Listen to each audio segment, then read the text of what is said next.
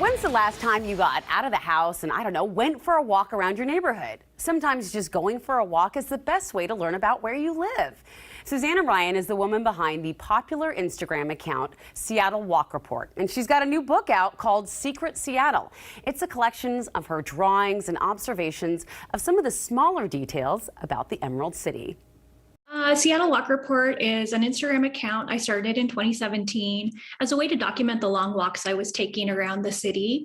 So I started to get really into walking that year. And after a while, all the walks were kind of blending together in my head. So I got the idea that I would illustrate them and just kind of write about the things that I saw or the snacks that I ate or anything like that about my walks.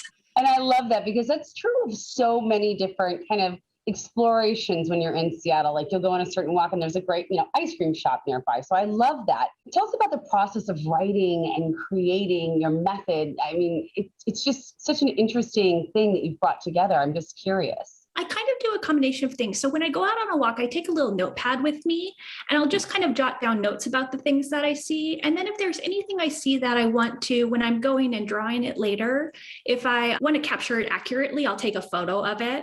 Or sometimes I'll do quick sketches on the spot. But mostly I just take a bunch of notes as I walk. And then when I get home, I look over the notes and kind of see what's the most interesting thing, whatever rises to the top, whether it's the cute dog I saw or the hula hoop on the sidewalk or whatever it happened to be.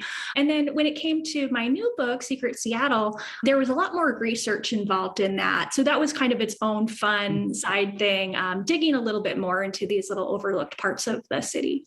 I love that. I was just going to ask you how that came about. What were some of the coolest facts that you learned that you didn't know?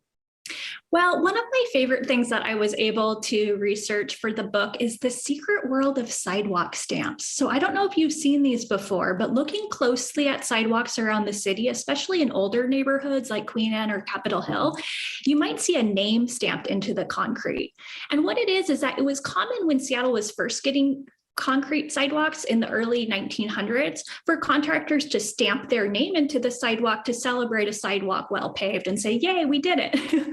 And so you can actually see these around the city today and think about the, millions probably of footsteps that have traveled over that little patch of sidewalk over all these years. It's really cool. Okay, I love that. I love seeing those things. And it's also fun when you're with a friend or a family member or a tourist and you're like, oh, hey, check this out. Look what I know. Yeah, exactly. Yeah. Little bit of I do that. But there are some interesting facts about the city that didn't quite make it into the book, I understand. Yeah, well, I mean, there's a lot of things. So for the book, I really wanted to focus on the things that you can actually see today in the city that have a history connection, just because I feel like it really brings the history to life in a way that it doesn't otherwise. So of course, a lot of history got left out of the book. There are some fun things though, like one of the just kind of weird fun facts that I learned while researching the book is that Seattle actually doesn't have officially designated neighborhood boundaries. So all of the neighborhood boundaries are actually just informal, and no neighborhood boundaries have existed since 1910. I thought a ballard was a ballard, but apparently not. So I just thought that was kind of interesting. Whoa, I never knew that. That makes sense because I've noticed that whenever you drive into a different area of the city, typically there's a sign that says, this is where you are, Queen Anne, Magnolia, Ballard. But they don't have that. Each community kind of has its own thing. That's really fascinating. Yeah. Do you have any advice for people who are maybe wanting to learn more about their neighborhood in general? Like, where do they start? They say that having fun isn't hard when you have a library card. And I found that to be true in life and in researching local history stuff. So the Seattle Public Library has a wonderful resource called the Neighborhood History Project. If you just do a search online for Neighborhood History Project Seattle, what it is, it's basically just kind of a resource to get you started on learning more about local history and your neighborhood, your informal neighborhood. So they have links to both parts of the library collection and also things like the Great Local History website History Link or the UW Special Collections, various things like that. So it's a great starting point. And then the other fun thing I like to do with my library card is access the Seattle Times and the Seattle PI digital archives. So these go way back. The Seattle Times one goes back to 1895. So there's a ton of stories there. You can totally, it's totally searchable. So you can put in your address or your name or a relative's name and see what pops up. So that's a really fun place to get started too.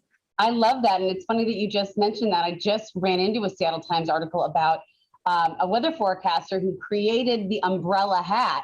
He's from Seattle. Yeah, that's right. Yeah, and he's actually in the book too. He was a houseboat resident. He was kind of an interesting character. He made his own glue, and he claimed to be friends with Abraham Lincoln and all this stuff. So quite a character. All the fun things you can learn.